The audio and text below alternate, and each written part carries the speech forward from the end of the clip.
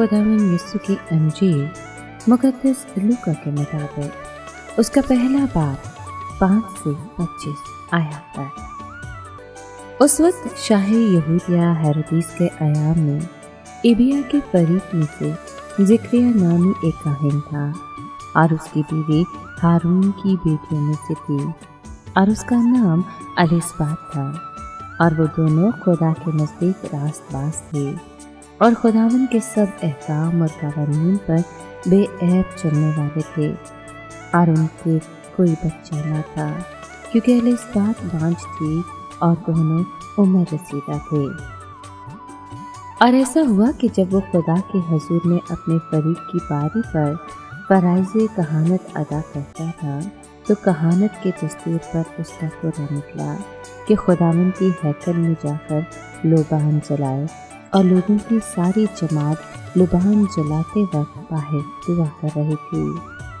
तब उसको खुदावन का फरिश्ता लोबान की कुर्बानगाह के दाहिनी तरफ खड़ा दिखाई दिया और ज़िक्रिया देख कर घबराया और उस पर दहशत छा गई। मगर फरिश्ते ने उससे कहा कि ऐ ज़िक्रिया ना डर, क्योंकि तेरी दुआ सुनी गई है और तेरी बीवी एलिसबात के तेरे लिए बेटा होगा, तो उसका नाम यूहन्ना रखना और तुझे खुशी और खुर्मी होगी और बतेरे उसकी पैदाइश के सबब से शादमान होंगे, क्योंकि वो खुदावंद के हुजूर में बड़ा होगा और हरगिज़ न मैं न कोई और नशा पिएगा और अपनी माँ के बतन ही से रूह कुदस से भर जाएगा और बनी इस्राएल में से अक्सरों को खुदावंद उनके खुदा की तरफ रजू कराएगा और वो उसके आगे आगे इलियास की सी रूह और कुव्वत में चलेगा कि वालिदों के दिल औलाद की तरफ और सरकशों को रास्तबाजों की बनाई की तरफ माइल करे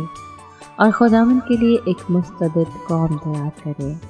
और ज़िक्रिया ने फरिश्ते से कहा, मैं इसको क्यों कर जाऊँ, मैं तो बूढ़ा हूँ और मेरी बीवी की भी बड़ी उम्र है। फरिश्ते ने जवाब में उससे कहा, मैं जब्राइल हूँ जो खुदा के हुजूर खड़ा रहता हूँ और मुझे इसलिए भेजा गया है कि तुझसे कलाम करूँ और इन बातों की खुशखबरी तुझे दूँ। और देख, जिस वक्त तक ये बातें वाक़ई ना हो तू गूंगा होगा और बोल ना सकेगा, इसलिए कि तूने मेरी बातों का जो अपने वक्त पर पूरी होंगी यकीन न किया। और लोग ज़िक्रिया की राह देखते थे और हैकल में उसके देर करने से ताज्जुब करते थे।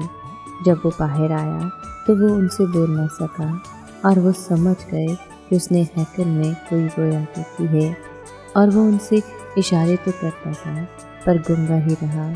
और जब उसकी खिदमत के दिन पूरे हो गए तो वो अपने घर चला गया। और इन दिनों के बाद उसकी बीवी एलिसबात हामला हुई और वो 5 महीने तक यूँ कहकर छुपती रही कि यूँ खुदावन ने मेरे लिए किया है। जब इन दिनों में आदमियों के सामने मेरी रुसवाई दूर करने के लिए नज़र की। पाक कलाम को पढ़े और सुने जाने पर खुदावन की बरकत हो, खुदा का शुक्र हो। अजीज़ दोस्तों, ज़िक्रिया बतौर काहिन खिदमत के काम में वफ़ादार रहा। जो कुछ उसके साथ हुआ था उसके बाद उसने ना तो किसी किस्म की माफ़रत चाही और ना ये खुशखबरी अपनी बीवी को देने की खातिर अपनी खिदमत के काम को मुलतवी किया, बल्कि उसने अपनी खिदमत के दिन पूरे किए और फिर अपने घर गया। कोई भी शख्स एलिशबा की हालत तसगज़ब का तसव्वुर कर सकता है कि जब उसका शौहर गूंगी हालत में घर वापस आया। इससे भी ज़्यादा वो उस बात से हैरत ज़दा हुई जब ज़िक्रिया ने जब्राइल फरिश्ते के साथ मुलाकात के अहवाल को लिख कर उसे बताया। गालिबन ज़िक्रिया ने फरिश्ते की मार्फत मिलने वाली इस खुशखबरी पर यकीन ना करने की बाबत अपनी बीवी को खबरदार किया होगा कि कहीं उसे भी वैसी ही सज़ा न मिले जैसी उसे मिली है। अज़ीज़ दोस्तों, ज़िक्रिया को फरिश्ते का पैगाम मिलना, ज़िक्रिया की सज़ा, एलिशबा का मौजूदा तौर पर हामला होना, ये सब वाक़यात मसीह इब्न मरियम की वलादत का पेश करना थे।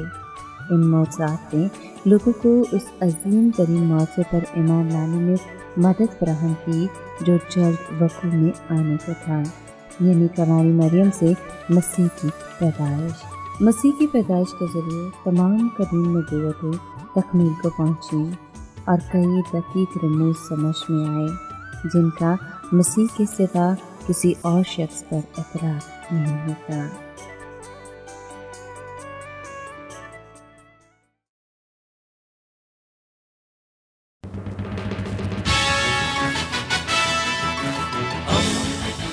دوستی کا پیمبر ریڈیو ویریتاس ایشیا۔